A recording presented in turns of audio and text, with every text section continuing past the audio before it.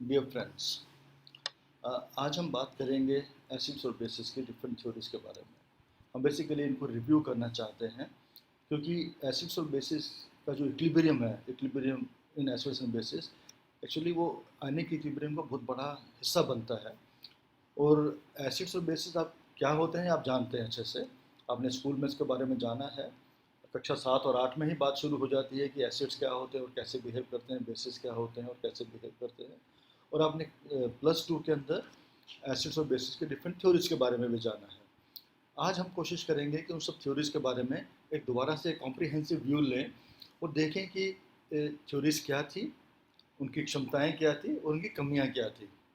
आप जानते हैं कि विज्ञान के अंदर कोई भी चीज़ जो आगे बढ़ती है वो यही होता है। आप शुरू करते हैं, एक थ्योरी आती है कोई, उसमें कुछ कमी होती है तो दूसरी थ्योरी आती है जो उसको कमी को दूर करती है।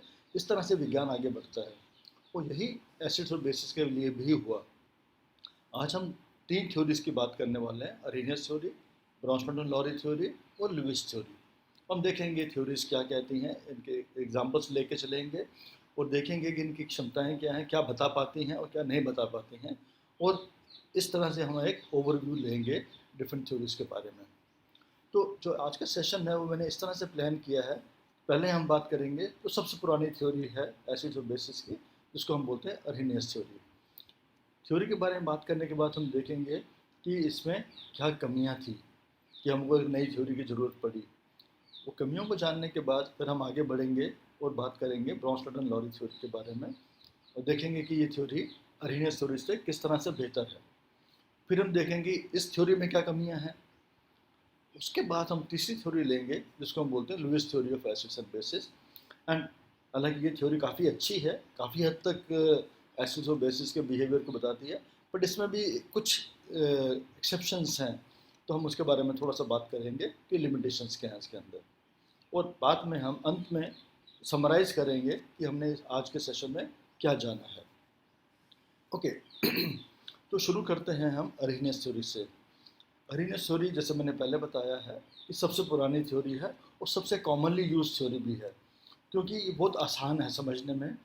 और चूँकि हम इसको कई बार पढ़ चुके हैं, कई बार जान चुके हैं, तो हमारे जहन में ये बैठी ही हुई है कि अरेनियस थ्योरी क्या होती है। बट यहाँ पे आज मैं बात करना चाहूँगा कि अरेनियस थ्योरी के लिए मतलब ये थ्योरी क्यों आई, क्या कॉन्टेक्स्ट क्या था इसका। थोड़ा सा हिस्टोरिकल बात करेंगे। वो ये है बेसिकली कि जो अरेनियस थे, जिनको 1903 में नोबेल प्राइज़ भी मिला है इस कार्य के लिए, वो बेसिकली इलेक्ट्रोलाइट्स के जो सॉल्यूशंस होते हैं, आप जानते हैं इलेक्ट्रोलाइट्स क्या होते हैं। इलेक्ट्रोलाइट्स वो होते हैं जिनके एक्वा सॉल्यूशंस इलेक्ट्रिकली कंडक्टिंग होते हैं। तो वो उनकी प्रॉपर्टीज़ के बारे में अध्ययन कर रहे थे। तो उस अध्ययन के दौरान उन्होंने प्रपोज किया, जिसको हम बोलते हैं electrolytic theory of electrolytic conductance या कंडक्शन। उन्होंने ये प्रपोज किया कि जो इलेक्ट्रोलाइट्स होते हैं, इलेक्ट्रोलाइट जैसे मैंने बता दिया कि क्या होते हैं। इलेक्ट्रोलाइट्स को जब हम पानी में घोलते हैं तो वो डिसोसिएट होकर आयन बनाते हैं। वो जो आयन होते हैं वो इलेक्ट्रिसिटी को कंडक्ट करने के लिए रिस्पॉन्सिबल होते हैं। पर इसका इम्पोर्टेंस क्या है? इसका इम्पोर्टेंस ये है क्योंकि उससे पहले 1884 से पहले जो साइंटिफिक कम्युनिटी के अंदर बिलीफ था वो ये था कि जो जो सोल्यूशन कंडक्ट करते हैं वो इसलिए कंडक्ट करते हैं, उसको कंडक्ट करने के लिए इलेक्ट्रिसिटी को पास करना आवश्यक है। दैट मीन्स अगर हम इलेक्ट्रिसिटी पास नहीं करेंगे तो कंडक्शन नहीं होगा, ऐसा सोच था पहले। बट अरेनियस ने प्रपोज किया कि इलेक्ट्रोलाइट को जब हम पानी में घोलते हैं तो वो आयन बनाते हैं और आयन जो है कंडक्ट करते हैं। पुराना सोच ये था कि आयन तब बनते हैं जब हम इलेक्ट्रिसिटी पास करते हैं उसके अंदर। सो ये डिफरेंस था। और बेसिकली मोटी मोटी बात ये है कि according to Arrhenius that passage of electricity is not necessary for ions to be generated there. ठीक है, तो दैट मीन्स किसी भी विलयन के अंदर आयन को बनाने के लिए इलेक्ट्रिसिटी को पास करना आवश्यक नहीं है, आयंस पहले से ही उसमें होते हैं। ठीक है, ओके। नाउ ये तो बात हुई general, this is theory of electrolytic conductance. But चूंकि एसिड्स और बेसिस जो हैं वो इलेक्ट्रोलाइट्स का बहुत बड़ा हिस्सा बनते हैं, इसलिए ये रेलेवेंट हो जाता है। और जब हम स्पेसिफिकली बात करते हैं एसिड्स और बेसिस के बारे में तब अरेनियस ने जो प्रपोज किया वो आप सब जानते हैं कि according to Arrhenius theory an acid is defined as a substance that produces hydrogen ions by dissociating in aqueous solutions. क्या माने हैं इसके? इसके माने ये हैं कि अकॉर्डिंग टू अरेनियस एसिड वो सब्सटेंस होता है जो एक्वस सॉल्यूशन के अंदर हाइड्रोजन आयन प्रोड्यूस करता है बाय डिसोसिएटिंग। मैं इसके बारे में थोड़ा क्लैरिफाई करूँगा थोड़ा बाद में जाके, ठीक है। और एक एग्जांपल ले अगर हम, जैसे हम एक एसिड ले लेते हैं HA, और हम उसका डिसोसिएशन देखें अकॉर्डिंग टू अरेनियस, HA का जो डिसोसिएशन होगा उसमें हमको हाइड्रोजन आयन मिलेंगे और A माइनस आयन मिलेंगे। जो A माइनस होगा वो HA जो एसिड है हमारा उसका एनायन होगा, ठीक है। और चूँकि चूँकि सारे एसिड्स जो हैं, जो भी एसिड लें, चाहे HCl ले लें, HNO3 ले लें, H2SO4 ले लें, एसिटिक एसिड ले लें, सिट्रिक एसिड ले लें, टार्टरिक एसिड ले लें, सारे एसिड जो भी एसिड है सब के सब हमको हाइड्रोजन आयंस देते हैं सोल्यूशन के अंदर। चूँकि सबके सब हाइड्रोजन आयन देते हैं तो इसलिए सबकी बिहेवियर जो है सिमिलर होता है। तो that is the rationalisation. Okay okay, आगे बढ़ते हैं। फिर हम देखते हैं कि ये जो हाइड्रोजन आयन अरेनियस ने प्रपोज किया इनिशियली, जो जो हाइड्रोजन आयन होता है, आप जानते हैं कि हाइड्रोजन आयन का मतलब क्या है। हाइड्रोजन आयन मीन्स एक हाइड्रोजन एटम है, उसमें से हमने एक इलेक्ट्रॉन को निकाल दिया तो हमारे पास क्या बचा। जो हाइड्रोजन का एटम का न्यूक्लियस होता है उसके अंदर सिर्फ एक प्रोटॉन होता है, there is only one proton. वो प्रोटॉन जो है, आप जानते हैं कि प्रोटॉन का साइज एटम के साइज से कहीं छोटा होता है बिकॉज वो न्यूक्लियस के अंदर है, ठीक है। और उस प्रोटॉन और जो हाइड्रोजन एटम का जो न्यूक्लियस है उसके ऊपर एक यूनिट पॉजिटिव चार्ज है जो कि काफ़ी ज़्यादा, दैट मीन्स जो चार्ज डेंसिटी है वो काफ़ी ज़्यादा होगी। इसका मतलब क्या है, जो हमारा वाटर है, वाटर से एक एक ऐसा सोल्यूशन, ऐसा एक सब्सटेंस है जो कि पोलर है, ठीक है। एक पोलर सब्सटेंस के अंदर इतना चार्ज, हाई चार्ज डेंसिटी वाला जो स्पीसीज है वो एग्जिस्ट नहीं कर सकती है। और क्या होता है कि जो हाइड्रोजन आयन है वो पानी में ऐसे अकेले में रह नहीं सकता है, वो पानी के एक मॉलिक्यूल से कंबाइन करके हमको एक हाइड्रोनियम आयन देता है जिसको हम H3O+ बोलते हैं।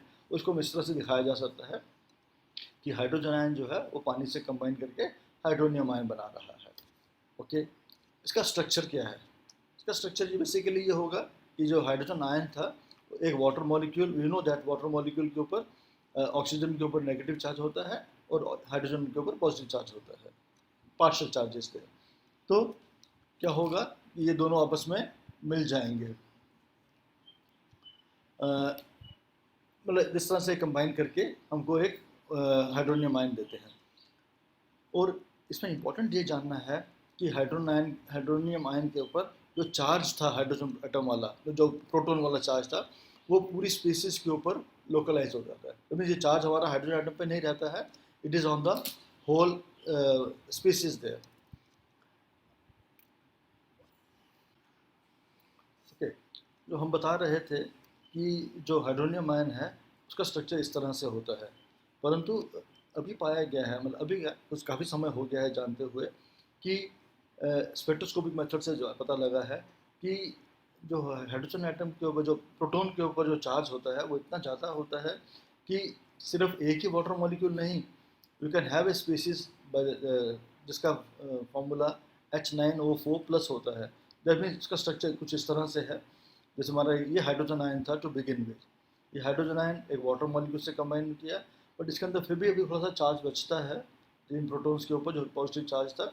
तो ये ऑक्सीजन, तीन वाटर मॉलिक्यूल और आके इस पर कंबाइन हो जाते हैं and you get total of 4 water molecules जो हमारे हाइड्रोजन आयन के ऊपर कंबाइंड है उसके साथ में। तो स्पीसीज H9O4+ भी पाई गई है एक्वस सॉल्यूशंस के अंदर। ओके, अब हम आगे बढ़ते हैं और देखते हैं कि अगर हम HCl के आयनाइजेशन को लें तो उसको हम ऐसे दिखा सकते हैं कि HCl जो है वो पानी में डाला है हमने, तो क्या हुआ, HCl जो है उसने अपना प्रोटॉन, जैसे अरेनियस ने बताया था, प्रोटॉन वो जनरेट करेगा। अब ये प्रोटॉन चूँकि अकेले नहीं रह सकता है, वो वाटर से कंबाइन करके हमको हाइड्रोनियम आयन देगा। तो एक्चुअली देखा जाए तो हम ये कह सकते हैं कि HCl का जो सोल्यूशन पानी के अंदर होगा वो इस फॉर्म में होगा, हाइड्रोनियम आयन होंगे और क्लोराइड आयन होंगे। अगर हम इस तरह से लेके चलें तो हमको अपने जो अरेनियस का डेफिनेशन था एसिड का उसको मॉडिफाई करना पड़ेगा। और हम ये कह सकते हैं कि एसिड को इस तरह से डिफाइन कर सकते हैं कि वो सब्सटेंस जो एक्वस सोल्यूशन के अंदर हाइड्रोनियम आयन जनरेट करता है। और कुछ बुक्स में ऐसा भी लिखा होता है कि which increases the concentration of hydronium ions और which increases the concentration of hydrogen ions. इसको समझने की कोशिश करते हैं। बेसिकली क्या होता है कि आप जानते हैं, अगर हम प्योर पानी ले लें, ठीक है, एंड आपने जब भी पढ़ा है अपने स्कूल के अंदर कि जो पानी के अंदर ऑटोप्रोटोलिसिस होता है, ऑटोप्रोटोनेशन, ऑटोप्रोटोलिसिस, दो तरह की टर्म्स यूज होती हैं। तो उसमें क्या होता है, पानी का जो मॉलिक्यूल है आपस में रिएक्ट करके हाइड्रोनियम आयन और OH आयन जनरेट करता है। हम इसके बारे में आगे भी बात करेंगे। तो इसका मतलब क्या है, अगर हम प्योर डिस्टिल्ड वाटर ले लें, उसके अंदर भी हाइड्रोनियम आयन है, पर वो एसिड तो उस तरह से एसिड नहीं कहा जा सकता उसको। तो अगर हम प्योर वाटर लें, उसके अंदर कुछ हाइड्रोनियम आयन है या हाइड्रोजन आयन है, जैसे भी मान सकते हैं हम, उसके अंदर हम जब एसिड डालते हैं तो concentration of hydronium ion increase करता है। इस तरह से इसको डिफाइन किया जा सकता है कि एसिड्स वो होते हैं जो एक्वस सोल्यूशन के अंदर हाइड्रोनियम आयन जनरेट करते हैं, ऐसा बोल सकते हैं, या हम ऐसा कह सकते हैं कि हाइड्रोनियम आयन की कंसंट्रेशन को बढ़ाता है। ठीक है, अब हम आगे चलते हैं। अब हम एक और एग्जांपल लेते हैं। एसिटिक एसिड को पानी में घोलें अगर, तो क्या मिलता है हमको। एसिटिक एसिड का फॉर्मूला आपको पता है, एसिड पानी से रिएक्ट करके हाइड्रोनियम आयन देगा और एसिटेट आयन देगा। ठीक है, और इस तरह से अगर देखें हम, तो चूँकि इस रिएक्शन को जब हम देख रहे हैं, हमने यहाँ पे एक इक्विलिब्रियम साइन यूज़ किया है। इसका मतलब क्या है, इसका मतलब ये है कि ये रिएक्शन पूरी तरह से आगे को नहीं जाता है, देयर इज़ एन इक्विलिब्रियम है। चूँकि इक्विलिब्रियम है तो इसका मतलब ये है कि सारे के सारे एसिटिक एसिड के मॉलिक्यूल जो है वो आयनाइज होके हाइड्रोनियम आयन नहीं देते, केवल कुछ ही देते हैं, लगभग जैसे 1000 में से 13। ठीक है, तो इसका मतलब क्या है कि ये एक वीक एसिड होगा। इसको इस तरह से दिखाया जा सकता है कि एसिडिक एसिड का ये जो वाटर मॉलिक्यूल है, इसके ऊपर जो चार्ज, इस पर जो लोन पेयर है, वो प्रोटॉन को अपनी तरफ ले लेता है और हाइड्रोनियम आयन बना देता है, और जो वहाँ पर बचता है वो एसिटेट आयन होता है। स्ट्रक्चर इस तरह से दिखा सकते हैं। तो एसेंशियली जब किसी एसिड के सोल्यूशन में आयनाइजेशन कंप्लीट हो जाए तो वो स्ट्रॉन्ग एसिड होता है। जहाँ वो कंप्लीट ना हो, कुछ हद तक की हो, तो उसको हम वीक एसिड बोलते हैं। तो एसिडिक एसिड एक वीक एसिड का एग्जाम्पल है। आगे बढ़ते हैं। अब हम बात करते हैं बेसिस की, सोडियम हाइड्रोक्साइड की। सोडियम हाइड्रोक्साइड आयनाइज होगा तो हमको देगा सोडियम आयन और OH आयन। तो anything which gives you an OH ion is a base. Arrhenius के हिसाब से जो स्पीसी, जो सब्सटेंस पानी के सोल्यूशन के अंदर OH आयंस देता है, वो बेस होता है। So that is how base is defined. So that is the way we can define base. वो सब्सटेंस होते हैं जो एक्वस सोल्यूशन के अंदर डिसोसिएट होके हाइड्रोक्साइड आयन देते हैं, OH आयन देते हैं। और अगर हम एग्जांपल लें अमोनियम हाइड्रोक्साइड का, NH4OH का, तो यहाँ हम देखेंगे हमको अमोनियम आयन मिलते हैं और OH आयन मिलते हैं, तो दैट मीन्स ये भी एक बेस है। परंतु यहाँ पे हमारे पास इक्विलिब्रियम साइन हमने लगा रखा है, क्योंकि ये जो रिएक्शन है ये भी एक इक्विलिब्रियम रिएक्शन का एग्जांपल है। इसलिए हम कह सकते हैं कि अमोनियम हाइड्रोक्साइड जो है एक वीक बेस है। NaOH एक स्ट्रॉन्ग बेस है, क्योंकि वो पूरा का पूरा डिसोसिएट हो जाता है to give you sodium ions and OH ions. अब हम देखें, अगर आप ध्यान दिया है तो मैंने दो तरह की टर्म्स यूज़ की हैं। एक हमने बात किया है आयनाइजेशन, एक हमने बात की है डिसोसिएशन। ये दोनों टर्म्स को हम लगभग अदल बदल के यूज़ करते हैं, परंतु इन दोनों के अंदर एक डिफरेंस है। अगर हम जाएं हिस्टोरिकली स्पीकिंग, जो अरेनियस ने डिफाइन किया था, तो उन्होंने टर्म यूज़ किया था dissociation, dissociation of the electrolyte to give you hydrogen ions and other ion there. अब हम बात कर, आजकल हम जो यूज़ करते हैं वो टर्म, उसके लिए हम बोलते हैं आयनाइजेशन। इन दोनों चीज़ों में थोड़ा सा अंतर है, वो हम समझ लेते हैं क्या अंतर है। जब हम डिसोसिएशन की बात करते हैं, उसको समझने के लिए हम एग्जांपल ले सकते हैं सोडियम क्लोराइड का। जैसे हमने सोडियम क्लोराइड को पानी में डाला, ठीक है, तो हमको सोडियम आयन मिलते हैं और क्लोराइड आयन मिलते हैं। वो सोल्यूशन कंडक्टिंग होता है, हम जानते हैं। सोडियम क्लोराइड भी एक स्ट्रॉन्ग इलेक्ट्रोलाइट है। बट आप जानते हैं कि सोडियम क्लोराइड का स्ट्रक्चर क्या है? आपने क्रिस्टल स्ट्रक्चर जाना है, पढ़ा है इसके बारे में? तो उसमें क्या होता है, एक सोडियम आयन होता है, उसके आसपास 6 क्लोराइड आयन होते हैं ऑक्टाहेड्रली अरेंज, और हर क्लोराइड आयन के आसपास 6 सोडियम आयन होते हैं ऑक्टाहेड्रली अरेंज। एक तरह का बहुत बड़ा लैटिस होता है। जब इस सोडियम क्लोराइड के क्रिस्टल को हम पानी में डालते हैं तो क्या होता है, पानी के मॉलिक्यूल आके सोडियम आयंस को अपनी तरफ खींच हाइड्रेट करते हैं, क्लोराइड आयन को हाइड्रेट करते हैं और वो लैटिस को ब्रेक कर देते हैं और आयंस को सोल्यूशन में ले आते हैं। ना इसमें क्या हुआ, आयंस हमारे क्रिस्टल में आयंस थे, आपस में स्ट्रांगली बॉन्ड थे, उसको हमने डिसोसिएट कर दिया, एक दूसरे से अलग कर दिया। वो एक प्रोसेस कॉल्ड एज डिसोसिएशन है। दैट मीन्स आयंस सिस्टम में थे, क्रिस्टल में आयंस थे, वो डिसोसिएट होकर अलग अलग हो गए। अब हम बात करते हैं आयनाइजेशन की। एग्जाम्पल लेते हैं हम एसिटिक एसिड का। एसिटिक एसिड एक कोवलेंट मॉलिक्यूल है, उसके अंदर कोई आयन नहीं है, ठीक है ना। तो अगर हम एसिटिक एसिड को पानी में डालते हैं और फिर देखते हैं कि हमको क्या मिल रहा है, हमको हाइड्रोजन आयन मिल रहे हैं और हाइड्रोनियम आयन मिल रहे हैं और एसीटेट आयन मिल रहे हैं। तो अब क्या हुआ है, ये आयन हमारे को सिस्टम में पानी में डालने के बाद जनरेट हुए हैं, ये आयन पहले से वहाँ नहीं थे। तो इसको हम बोलते हैं आयनाइजेशन, आयन का बनना। जब हमारा मॉलिक्यूल कोवेलेंट होता है और हमको आयन देता है तो उसको हम आयनाइजेशन बोलते हैं। जब हमारा मॉलिक्यूल जो हमारा सिस्टम जो जो क्रिस्टल है और वो आयनिक क्रिस्टल है और हमको वो आयन देता है तो उसको हम डिसोसिएशन बोलते हैं। डिसोसिएशन तब वो यूज़ करते हैं जब आयन्स पहले से अवेलेबल थे। आयनाइजेशन तब यूज़ करना है जब आयन्स हमारे बनते हैं सोल्यूशन के अंदर, पहले से नहीं होते हैं। From a covalent species we get the ions there, ठीक है। आई थिंक कि आपको ध्यान रहेगा, ये एक इंपॉर्टेंट डिफरेंस है जो हमको जानना चाहिए। अक्सर किताबों के अंदर आयनाइजेशन और डिसोसिएशन को अदल बदल के यूज़ करते हैं, कुछ हद तक चल भी जाता है, पर हमको ये डिफरेंस अच्छे से मालूम होना चाहिए। तो प्राइमरली जब हम एसिड बेसिस की बात करते हैं, हम अक्सर बात करेंगे तो हम बात करेंगे आयनाइजेशन के बारे में, क्योंकि आयंस बन रहे हैं, ठीक है। थोड़ा और क्लैरिफाई करेंगे जब हम आगे चलते हैं, ठीक है। अब हम आगे बढ़ते हैं और एक देखते हैं कि ये भी आपने स्कूल में पढ़ा था, व्हाट इज़ न्यूट्रलाइजेशन रिएक्शन। एक एसिड एक बेस से रिएक्ट करके हमको सॉल्ट और पानी देता है, इसको हम न्यूट्रलाइजेशन बोलते हैं। कोई एक एसिड हमने ले लिया, HA एसिड ले लिया, BOH बेस ले लिया, तो जब रिएक्ट करेंगे हमको क्या मिलेगा, हमको BA एक सॉल्ट मिलेगा और हमको एक वाटर मॉलिक्यूल मिलेगा। अगर हम इसको थोड़ा सा एक पर्टिकुलर एग्जांपल लेके चलें, say neutralisation of HCl and NaOH, that means HCl के सोल्यूशन का NaOH से उदासीनीकरण अगर हम देखें तो कैसे देखेंगे इसको हम देखेंगे अब इसका मतलब क्या है, मतलब ये है कि हमने पानी लिया, पानी के अंदर हमने HCl डाल दिया, ठीक है। तो उसमें क्या होगा, उसमें हाइड्रोजन आयंस होंगे और क्लोराइड आयंस होंगे। हाइड्रोजन का मतलब हाइड्रोनियम आयन भी, हम आपस में अदल बदल के यूज़ कर सकते हैं, बट हमको मालूम होना चाहिए कि हाइड्रोजन आयन एज सच नहीं होता, हाइड्रोनियम आयन की फॉर्म में ही होता है, ओके। सो जब हमने HCl लिया पानी के अंदर, हमारे पास ये आयंस थे। अब हमने उसके अंदर NaOH डाल दिया, NaOH भी डिसोसिएट हो गया या आयनाइज हो गया to give you sodium ion and OH ions है, ठीक है। तो इस तरह हमारे पास ये 4 आयंस हो गए।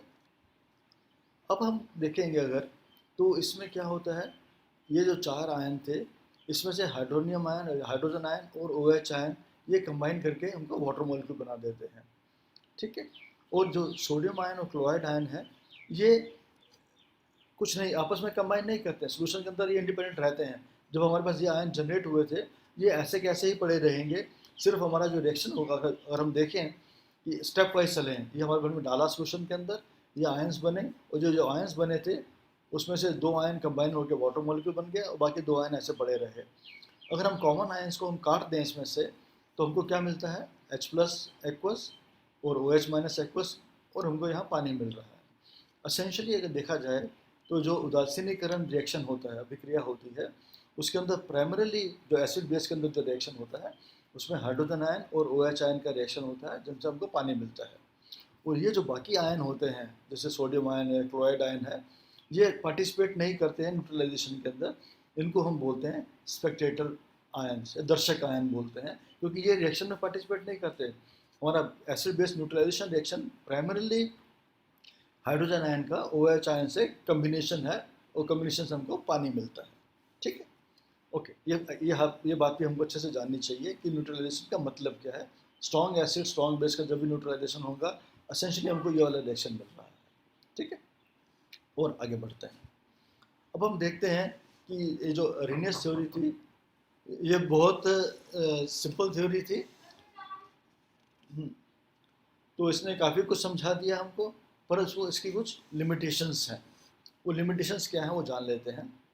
पहली सबसे इम्पोर्टेंट लिमिटेशन इसकी ये है कि ये एक्वा सॉल्यूशंस के लिए ही वैलिड है, क्योंकि जो अरेनियस की डेफिनेशन है उसमें क्या था, एसिड वो होता है जो एक्वा सॉल्यूशन में हाइड्रोजन आयन या हाइड्रोनियम आयन देता है, बेस वो होता है जो OH आयन देता है। दैट मीन्स ये थ्योरी जो है केवल एक्वा सॉल्यूशंस के लिए ही वैलिड है। अगर हम किसी और मीडियम में बात करें, सपोज हम कोई सोल्यूशन लेते हैं लिक्विड अमोनिया के अंदर, या एसिडिक एसिड एज सॉल्वेंट ले लें या कोई और सॉल्वेंट ले लें, तो ये हमारी थ्योरी वैलिड नहीं होती है। ये सबसे बड़ा इसका लिमिटेशन है कि ये सिर्फ एक्वा सॉल्यूशंस के लिए वैलिड है। और दूसरी बात यह है कि इस थ्योरी के अंदर हम हाइड्रोक्साइड आयन को यूज़ करते हैं to define bases. That means और बहुत सारे नॉन एक्वा सॉल्यूशन सॉल्वेंट ऐसे होंगे जहाँ पे OH आयन एग्जिस्ट ही नहीं करता, वहाँ पे हाइड्रोजन आयन फिर भी हो सकता है, but there are lot of non aqua solvents है, जैसे अमोनिया ही है, उसके अंदर OH आयन नहीं हो सकता, होता ही नहीं है। ठीक है, सो तो ऐसे केसेस में भी ये थ्योरी एप्लीकेबल नहीं है, ये भी एक लिमिटेशन है इसका। और आगे बढ़े तो हम देखते हैं कि बहुत सारी चीज़ें ऐसी हैं जिसके अंदर हाइड्रोजन नहीं होता है पर वो एसिडिक होती हैं। हम जानते हैं कि एल्यूमिनियम क्लोराइड एसिडिक होता है, इसके बारे में बात करेंगे, एसिडिक क्या क्यों होता है वो बाद में बात करेंगे। सल्फर ट्राइऑक्साइड जो गैस होती है वो एसिडिक होती है, हम जानते हैं। सल्फर ट्राइऑक्साइड को पानी में डालें तो हमको एसिड मिल जाता है, that means that's sulphur trioxide is acidic in nature. और सिमिलरली N2O5 भी एक एसिडिक सब्सटेंस है। उसी तरह से ऐसे कई चीज़ें हैं, कई सब्सटेंस ऐसे हैं, जैसे अमोनिया है, इसके अंदर OH नहीं है पर ये बेसिक होता है, हम जानते हैं अच्छे से। सोडियम ऑक्साइड है, ये भी बेसिक होता है। सोडियम कार्बोनेट एक कॉमन केमिकल है, ये भी बेसिक होता है, हम जानते हैं। पर ये बेसिक क्यों होता है ये अरेनियस थ्योरी हमको नहीं बता पाती है। तो ये सब इसकी लिमिटेशंस हैं। तो इन लिमिटेशंस से आगे बढ़ने को ओवरकम करने के लिए एक नई थ्योरी आई, उसके बारे में हम बात करते हैं। वो थ्योरी है ब्रॉन्स्टन-लॉरी थ्योरी। ये थ्योरी जो है बेसिकली जो एक अरेनियस थ्योरी का ड्रॉबैक था कि ये सिर्फ एक्वा सॉल्यूशंस के लिए वैलिड है, उसको ओवरकम करती है। और उन्होंने ये प्रपोज किया कि N acid according to Brønsted-lorry वो सब्सटेंस होता है जो अपने एक प्रोटॉन को ट्रांसफ़र कर सकता है दूसरी स्पीसीज के ऊपर, और बेस वो होता है जो वो प्रोटॉन को एक्सेप्ट कर सकता है।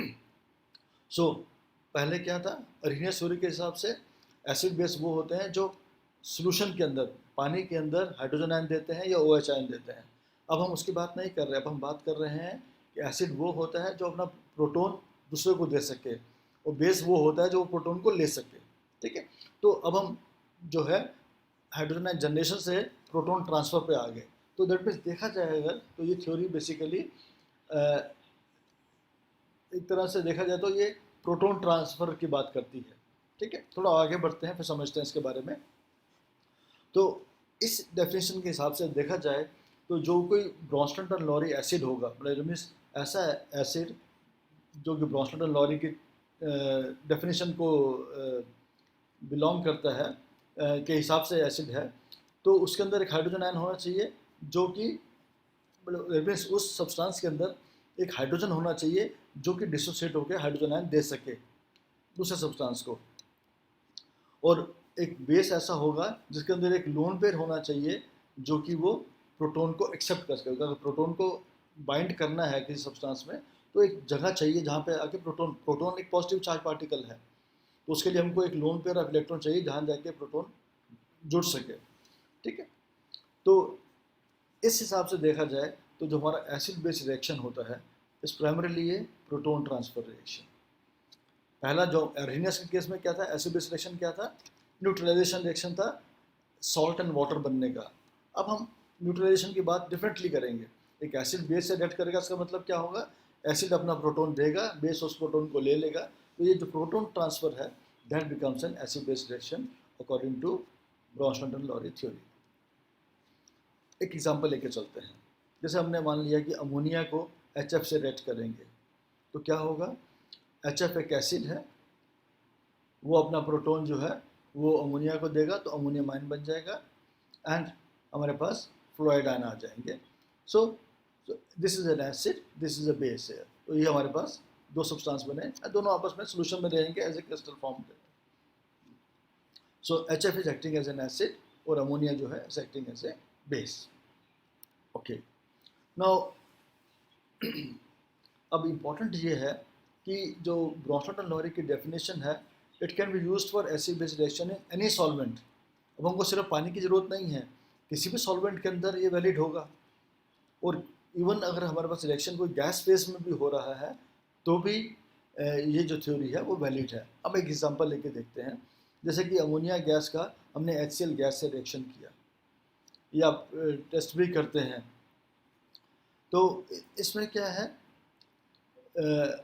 HCl गैस को टेस्ट करने के लिए हम अमोनिया ग्लास रोड पे अमोनिया लाते हैं तो उनको वाइट धुआं से निकलता है जो, so that basically is formation of ammonium chloride as solid there. Now what is happening here?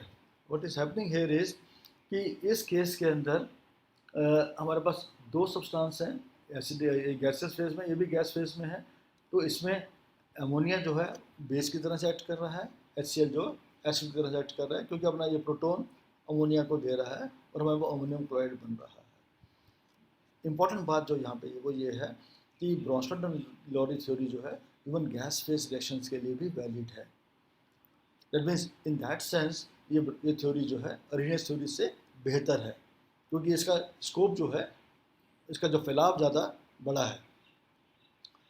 इसी चीज़ को हमने डायग्राम में देखा है कि ये HCl जो है ये अपना प्रोटोन दे रहा है, रेड वाला जो मार्क किया हुआ है, और ये जो लोन पेयर है जो हमने पहले बताया था कि एसिड वो सब्सटेंस होगा इस थ्योरी के हिसाब से जिसके पास एक हाइड्रोजन एटम होगा कि जो डोनेट कर सके हाइड्रोजन आयन, और बेस वो होगा जिसके अंदर एक लोन पेयर हो उस प्रोटोन को एक्सेप्ट करने के लिए, और इस तरह से हमारा ये रिएक्शन होता है।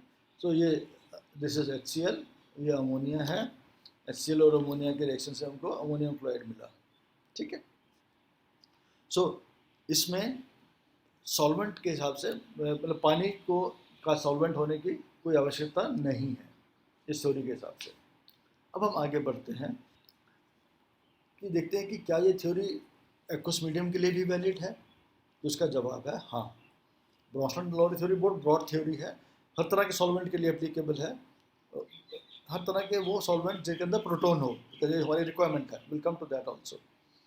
ओके, बट ये एक्वस सॉल्यूशंस के लिए भी वैलिड है। देखते हैं कि कैसे होता है, एग्जाम्पल लेते हैं। अब हम बात करते हैं, हमने जो भी रिएक्शन देखा था अमोनिया का रिएक्शन देखा था हमने HF से देखा था पहले। अब उसी रिएक्शन को हम करते हैं पानी के अंदर, एक्वस मीडियम में लेंगे तब क्या होगा। अगर हम इसको ध्यान से देखें, अमोनिया एक बेस है, HF एक एसिड है, और हमारा ये मीडियम H2O है।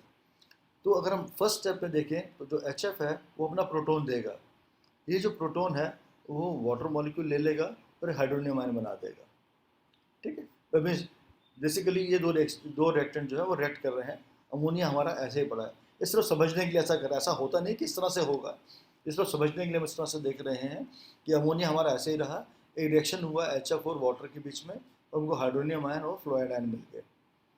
ये जो हाइड्रोनियम आयन है, अब नेक्स्ट स्टेप के अंदर ये हाइड्रोनियम आयन जो है वो अमोनिया से रिएक्ट करते हैं और अपना प्रोटोन जो है अमोनियम अन्य दे देते हैं और अमोनियम आयन बन जाता है, और हमारा जो H3O+ था वापस वो वाटर में आ गया।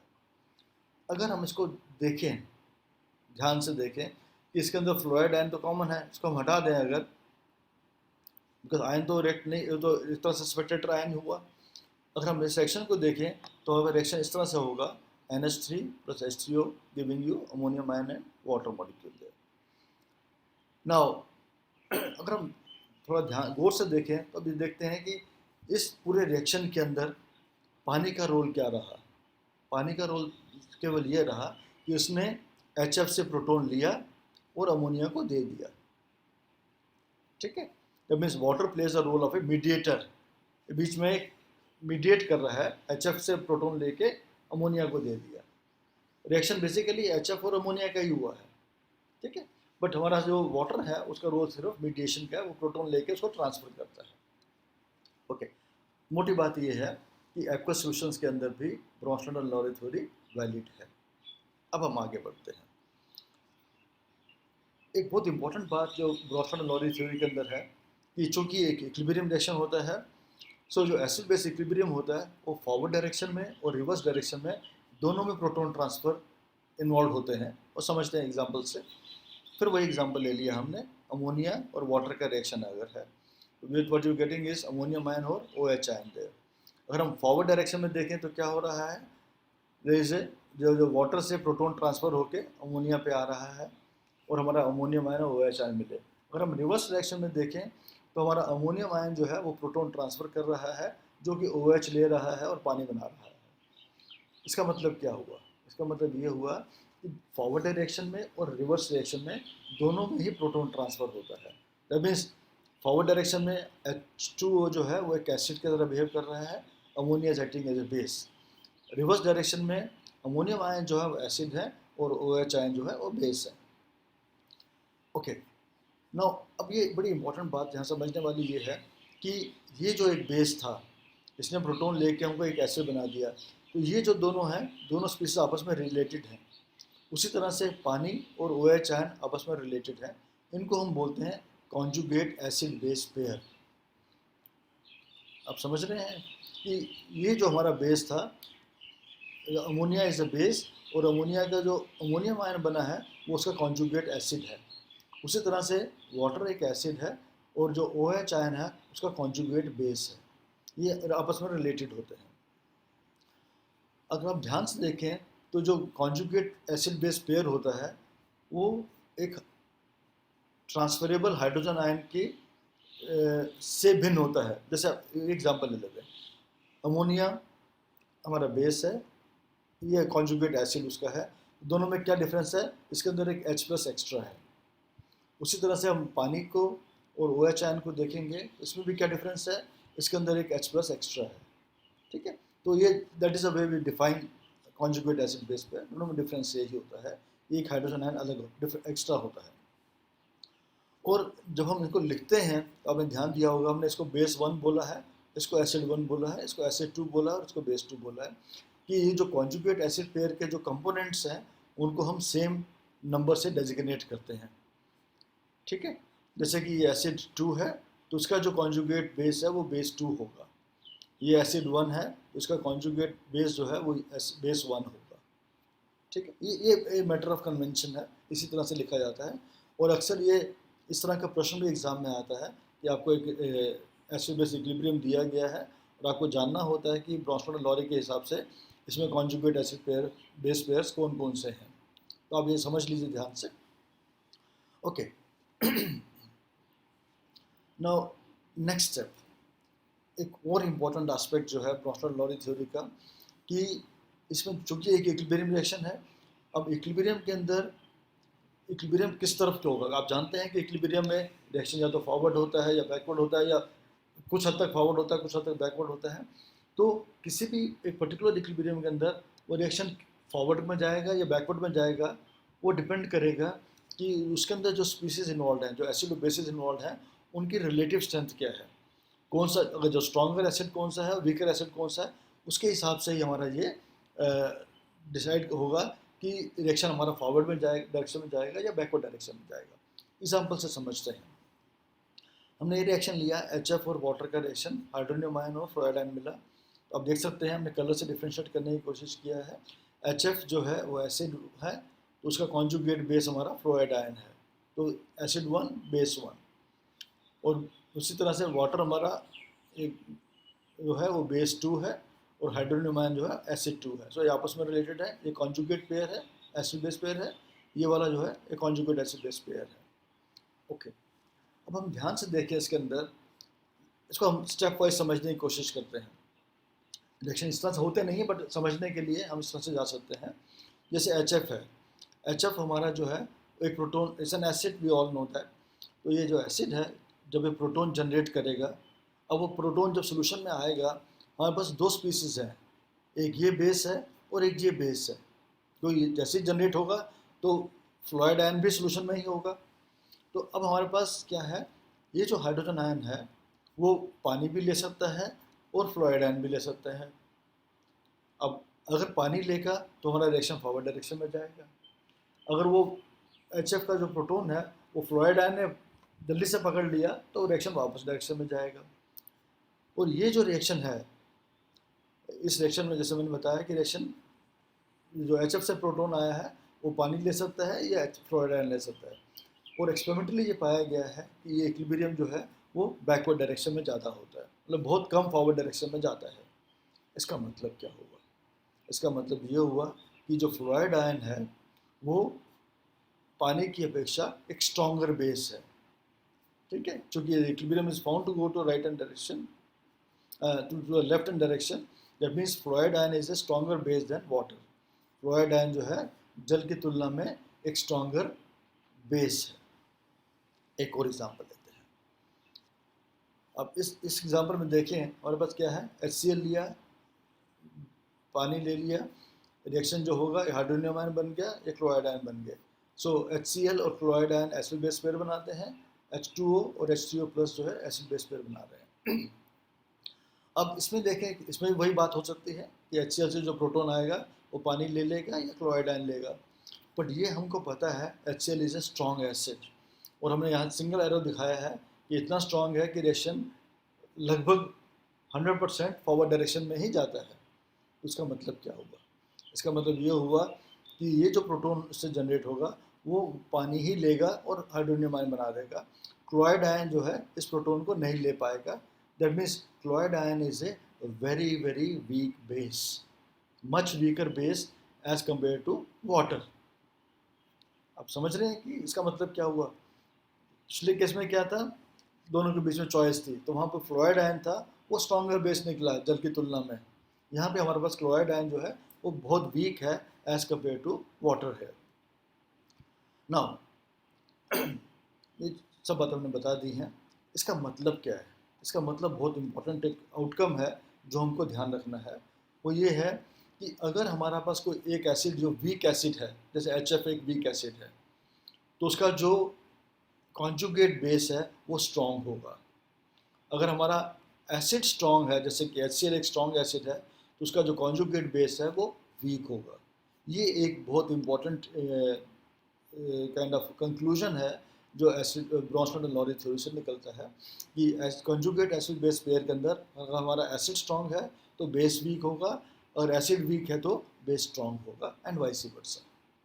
ठीक है, आई होप ये आपको समझ में आ रहा है कि हम क्या बात कर रहे हैं। ओके, अब हम आगे बढ़ते हैं। और जैसे हमने अभी तक जाना है कि according to Bronsted and Lowry theory, acid वो होता है जिसके अंदर एक आयनाइजेबल प्रोटॉन है, हाइड्रोजन एटम है, और बेस वो होता है जिसके अंदर लोन पेयर है जो प्रोटॉन को पकड़ सके। अब सवाल ये उठता है कि अगर किसी स्पीसीज में दोनों चीज़ें हों तब क्या होगा? जैसे कि पानी के अंदर क्या है, ऑक्सीजन एटम है, 2 हाइड्रोजन है उसके अंदर, और ये हाइड्रोजन जो है वो डोनेट किया जा सकता है, मतलब water can lose this proton, and also जो ऑक्सीजन एटम है वाटर के अंदर उसके ऊपर लोन पेयर है तो प्रोटॉन को पकड़ भी सकता है। तब क्या होगा समझते हैं कुछ रिएक्शन का एग्जांपल लेके। जैसे कि हमारा रिएक्शन करते हैं पानी का with carbonate ions, now what you get is we get bicarbonate ion और OH ion. What does it mean? It means कि एसिड जो वाटर है हमारा वो एक प्रोटॉन दे रहा है, इस behaving like an acid, and you getting this is the conjugate base of water, this I'm sorry, water is giving the proton to carbonate ion to become bicarbonate ion, and this gets converted into OH ion there. Okay, so water is acting as an acid here. पानी जो है acid की तरह से behave कर रहा है, base को अपना प्रोटॉन दे रहा है और ये बन रहा है। अब हम एक दूसरा रिएक्शन लेते हैं, जैसे कि एसिटिक एसिड में अगर पानी डालें तो क्या होता है, जो वाटर है वो एसिटिक एसिड से प्रोटॉन लेके हाइड्रोनियम आयन बना रहा है। तो यहाँ पे हमारा जो एसिटिक एसिड है वो एसिड की तरह से बिहेव कर रहा है, और वाटर जो है वो बेस की तरह से बिहेव कर रहा है। क्या मतलब है इस बात का? इस बात का मतलब ये है कि जो वाटर है, वाटर कैन जो एक एसिड की तरह से भी बिहेव कर सकता है और बेस की तरह से भी बिहेव कर सकता है। और जो ऐसे सब्सटेंसेस होते हैं जो विलियन के अंदर, सॉल्यूशन के अंदर दूसरे सब्सटेंस के नेचर के हिसाब से, उसकी प्रकृति के अनुसार एसिड की तरह से बिहेव कर सकता है या बेस की तरह से बिहेव कर सकता है, उसको हम बोलते हैं एम्फोटेरिक सब्सटेंस, ठीक है। और पानी के एक एम्फोटेरिक सब्सटेंस का एक एग्जांपल है। और कई तरह के एम्फोटेरिक सब्सटेंस होते हैं, जैसे कि आप जानते हैं कि अमीनो एसिड्स होते हैं, वो भी एम्फोटेरिक होते हैं। बट यहाँ पे हम बात कर रहे हैं पानी एक एम्फोटेरिक सब्सटेंस है, क्योंकि वो एसिड की तरह से भी बिहेव कर सकता है और बेस की तरह से बिहेव कर सकता है। वो डिपेंड करेगा कि जो सोल्यूशन के अंदर जो दूसरी स्पीसीज है उसकी नेचर क्या है। और वो स्ट्रॉन्ग एसिड है, मतलब पानी के हिसाब से स्ट्रॉन्गर एसिड है तो पानी बेस बन जाएगा, और पानी से वीक एसिड है तो पानी जो है वो एसिड बन जाएगा, ठीक है। ओके, अब हम आगे चलते हैं और देखते हैं कि थोड़ा सा इसका एनालिसिस करके देखते हैं। अपने अभी तक जाना है अबाउट ब्रॉन्स्टड एंड लॉरी थ्योरी, कि ब्रॉन्स्टड एंड लॉरी थ्योरी की एप्लीकेबिलिटी इज़ मच वाइडर, क्योंकि ये विलायक की प्रकृति पर निर्भर नहीं करती है। जैसे हमने देखा कि सॉल्वेंट की नेचर पर डिपेंड नहीं कर रहा है। जो हमारा अरेनियस थ्योरी थी वहाँ पे सिर्फ पानी के लिए वैलिड था। यहाँ पे हमारे पास क्या है, हर तरह के प्रोटोनिक सॉल्वेंट्स, दैट मीन्स ऐसे सॉल्वेंट जिसके अंदर प्रोटोन हो, जैसे कि अमोनिया हो गया, एसिटिक एसिड हो गया, पानी तो है ही है, तो उन सब के लिए ये वैलिड है। दैट मीन्स उस हिसाब से ये थ्योरी ज़्यादा इसका जो फैलाव ज़्यादा अच्छा है as compare to Arrhenius theory. परंतु इसमें भी कुछ लिमिटेशंस हैं। वो लिमिटेशंस क्या है वो जान लेते हैं। पहली तो ये है, जैसे हमने बताया कि ये एक स्ट्रेंथ भी है जो प्रोटोनिक सॉल्वेंट के, मीन्स ये अरेनियस के कंपैरिजन में बेहतर है, परंतु एक लिमिटेशन भी है क्योंकि सिर्फ प्रोटोनिक सॉल्वेंट्स के लिए एप्लीकेबल है। और तरह के सॉल्वेंट्स होंगे जहाँ पे प्रोटोन नहीं है, जैसे कि कोई सॉल्वेंट ले लें जिसमें प्रोटोन नहीं होता, तो वहाँ पे ये थ्योरी एप्लीकेबल नहीं होगी। तो ये इसकी लिमिटेशन भी है। और इसके अलावा फिर से वही बात है, एल्यूमिनियम क्लोराइड हम जानते हैं कि एसिडिक होता है, पर इसमें कोई हाइड्रोजन आइटम नहीं है, परंतु ये एसिड की तरह से बिहेव करता है। तो ये बात जो है ब्रॉन्स्टड लॉरी थ्योरी नहीं एक्सप्लेन कर सकती, तो ये लिमिटेशन है। उसी तरह से सोडियम कार्बोनेट भी है, ये भी एक बेस होता है, परंतु ये हमारी थ्योरीज को नहीं बता पाती है। ये थ्योरी, ये जो बातें हैं, जो दो एग्जाम्पल्स हमने लिए हैं, इवन अरेनियस थ्योरी भी नहीं बता पा रही थी और ब्रॉन्स्टड लॉरी थ्योरी भी इसको नहीं बता पा रही है। परंतु ब्रॉन्स्टड लॉरी थ्योरी जो है अरेनियस थ्योरी से बेहतर इसलिए होगी कि इसका थोड़ा सा फैलाव बढ़ गया है, कि ये हर तरह के प्रोटोनिक सॉल्वेंट्स के लिए वैलिड है। अब हम थोड़े से ब्रेक के बाद बात करेंगे नेक्स्ट थ्योरी की, इसको हम बोलते हैं लुईस थ्योरी। चलिए आगे बढ़ते हैं, हम बात करते हैं लक्स फ्लोट थ्योरी। ये भी लगभग ब्रॉन्स्टड एंड लॉरी थ्योरी से मिलती जुलती थ्योरी है, बट थोड़ा डिफरेंट तरीके से सोचते हैं इसके बारे में। वो ये है, ये थ्योरी जो थी, ये इनिशियली जो है जर्मन केमिस्ट थे हर्मन लक्स, उन्होंने प्रपोज किया था 1939 में। उसको बाद में एच फ्लड ने इसको और आगे बढ़ाया था 1947 में। और ये थ्योरी थोड़ी सी इस तरह से है कि इसके अनुसार एसिड वो होता है जो एक ऑक्साइड को एक्सेप्ट करे, और बेस वो होता है जो ऑक्साइड को डोनेट करे। ये थोड़ा सा हट के थ्योरी थी। एक एग्जांपल से समझ लेते हैं। मैग्नीशियम ऑक्साइड जो है एक तरह से बेस है, और जो कार्बन डाइऑक्साइड है वो एक एसिड की तरह से बिहेव कर रहा है, क्योंकि इस रिएक्शन में देख रहे हैं हम कि क्या हो रहा है, ये जो मैग्नीशियम ऑक्साइड है वो ऑक्साइड आयन जो है कार्बन डाइऑक्साइड को देता है, जो कार्बोनेट आयन बना देती है। तो इस तरह से ये बेस और एसिड है। ये थ्योरी बहुत यूज़ नहीं होती है, परंतु इसका एक लिमिटेड स्कोप है। ये जैसे जियोकेमिस्ट्री है, या अगर हम मोल्टन सॉल्ट्स को ले लें उसके इलेक्ट्रोकेमिस्ट्री के बारे में, उस परिदृश्य में इसको यूज़ किया जाता है। बट यहाँ पे सिर्फ मैंने जानकारी के लिए बता दिया है। पर हमारी जो तीन थ्योरी मेन है वो वही रहेंगी, Arrhenius theory, Bronsted and Lowry theory और लुईस थ्योरी, जिसके बारे में हम बात करने वाले हैं। ओके, चलिए आगे चलते हैं और बात करते हैं लुईस थ्योरी के बारे में। लुईस थ्योरी जो है अरेनियस थ्योरी और ब्रॉन्स्टड एंड लॉरी थ्योरी से आगे बढ़ती है, और उससे भी ब्रॉडर स्कोप इसका है। और इसको 1923 में प्रपोज किया गया था। और इसमें इम्पोर्टेंट ये है कि ये हाइड्रोजन आयन या हाइड्रोजन एटम या OH आयन वगैरह वगैरह से उस पर कुछ निर्भर नहीं करती है। यहाँ हम बात करते हैं इलेक्ट्रॉन पेयर के बारे में। तो एक एसिड वो चीज़ होती है that forms a covalent bond by accepting A electron pair from another substance. इसका मतलब क्या है? इस ल्यूइस थ्योरी के हिसाब से एसिड बेस जो हैं बेसिकली डिपेंड करते हैं लोन पेयर के डोनेशन और एक्सेप्टेंस पे। जो लोन पेयर डोनेट करता है वो बेस होता है, जो लोन पेयर एक्सेप्ट करता है वो एसिड होता है। ठीक है, जो बेस वो होते हैं जो अपना लोन पेयर डोनेट करते हैं। इसका मतलब क्या है? इसका मतलब ये है कि हमको अब हम बात नहीं कर रहे हैं कि हाइड्रोजन आयन बना रहे हैं या हाइड्रोनियम आयन बना रहे हैं या अपना प्रोटॉन ट्रांसफ़र कर रहे हैं। इस तरह से बातों से और आगे बढ़ते हुए ये बहुत ब्रॉड बेस्ड थ्योरी है। और चूँकि इस थ्योरी के अंदर हम बात करते हैं इलेक्ट्रॉन पेयर का डोनेशन या एक्सेप्टेंस, तो उसको हम इलेक्ट्रॉनिक थ्योरी ऑफ एसिड और बेसिस भी कहते हैं। ओके, थोड़ा सा एग्जांपल लेके समझते हैं। तो ऐसी स्पीसीज जो लुईस की थ्योरी के हिसाब से एसिड बिहेव करते हैं उनको हम लुईस एसिड बोलते हैं, और ऐसी स्पीसीज जो लुईस की थ्योरी के हिसाब से बेसिस की तरह बिहेव करते हैं उनको लुईस बेस कहते हैं। ये तो डेफिनेशन की बात है और नोमेनक्लेचर की बात है।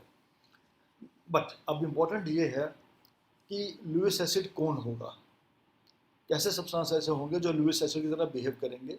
वो सब्सटेंस होंगे जिसके अंदर कुछ वैकेंट ऑर्बिटल होना चाहिए, जो बेस जब वो इलेक्ट्रॉन पेयर देगा उस बेस को अकोमोडेट करने के लिए हमको वैकेंट ऑर्बिटल चाहिए। तो ऐसे सब्सटेंस जिनके पास वैकेंट ऑर्बिटल है जहाँ पे वो इलेक्ट्रॉन पेयर को अकोमोडेट कर लें वो लुईस एसिड होंगे। उसी तरह से लुईस बेस वो होंगे जिनके पास लोन पेयर होगा जो दूसरे को शेयर कर सके। ठीक है, एग्जाम्पल ले लेते हैं अमोनिया का और BF3 का रिएक्शन। ठीक है, इसमें क्या हो रहा है? If you look at structure of ammonia में क्या है? नाइट्रोजन के ऊपर there are 8 electrons there, octet, you know that. इसमें से ये बॉन्ड बन रहा है हाइड्रोजन से, ये हाइड्रोजन से बॉन्ड बन रहा है, ये बन रहा है, और ये एक लोन पेयर एक्स्ट्रा है जो है नाइट्रोजन एटम के ऊपर। तो उस हिसाब से इसके पास एक लोन पेयर है, तो अमोनिया जो है it should be basic, it is basic. अब हम BF3 का स्ट्रक्चर देखें तो हम देखते हैं कि बोरोन एटम के ऊपर 2 इलेक्ट्रॉन ये रहे, 2 ये, 2 ये, there 6 electron, 6 valence electrons there. और यहाँ पे अगर 2 इलेक्ट्रॉन और आ जाएं तो ये स्टेबल हो जाएगा। That means it has an orbital here which is vacant there. So from that definition मतलब BF3 जो है एक एसिडिक सब्सटेंस है। तो अब हम देखेंगे कि अमोनिया इससे रिएक्ट करता है, अपना लोन पेयर देता है और BF3 को यहाँ पे अकोमोडेट हो जाता है, and what you get is a bond here. ठीक है, सो इस तरह के जो रिएक्शन होता है इसको हम बोलते हैं। तो यहाँ पे हमारे पास अमोनिया जो हो बेस है, BF3 एसिड है, और जो हमको प्रोडक्ट मिला है उसको हम बोलते हैं एडक्ट। नाउ यहाँ पे एक बहुत इंपॉर्टेंट बात ये समझनी है कि अभी तक जो हम बात कर रहे थे, जो 2 थ्योरीज की हमने बात की है उसमें और लुईस थ्योरी में क्या मेन डिफरेंस क्या है। यहाँ पे क्या हो रहा है, एक नया बॉन्ड बन रहा है बिटवीन द 2 स्पीसीज देयर। पहले ऐसा नहीं था, पहले तो था कि हाइड्रोजन आयन बन रहे हैं, OH आयन जनरेट हो रहे हैं या प्रोटॉन ट्रांसफर हो रहा है। यहाँ पे there is a formation of a bond there, that is very very different from the other 2 theories there. और इस तरह का जो सब्सटेंस बनता है बिकॉज ऑफ दिस बॉन्ड, इसको हम बोलते हैं एडक्ट। प्रोडक्ट बना है, इसको एडक्ट बोला जाता है। एक और एग्जांपल लेके देखें, ऑक्साइड आयन है, इसके ऊपर हमारे पास लोन पेयर एक्स्ट्रा है और ये सल्फर ट्राइऑक्साइड है।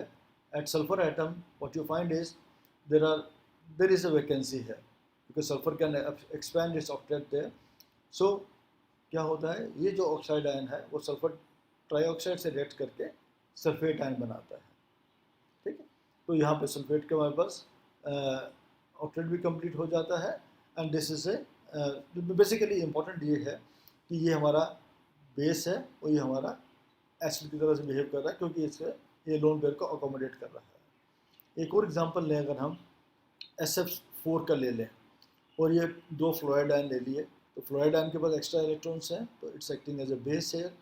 और सल्फर SF4 जो है इसके अंदर सल्फर जो है that can expand its octet there. हालांकि यहाँ पे 8 इलेक्ट्रॉन पहले से हैं हमारे पास, परंतु ये दो करके 2 पेयर इलेक्ट्रॉन के लेगा, मीन्स 4 इलेक्ट्रॉन लेके यहाँ पे हमारे पास 12 इलेक्ट्रॉन पेयर बन जाते हैं। एंड दैट यू नो, अपने केमिकल बॉन्डिंग में पढ़ा है इसके बारे में कि सल्फर SF6 जो स्पीसीज होती है वो सल्फर एटम के एक्सपेंशन ऑफ ऑक्टेट से होता है।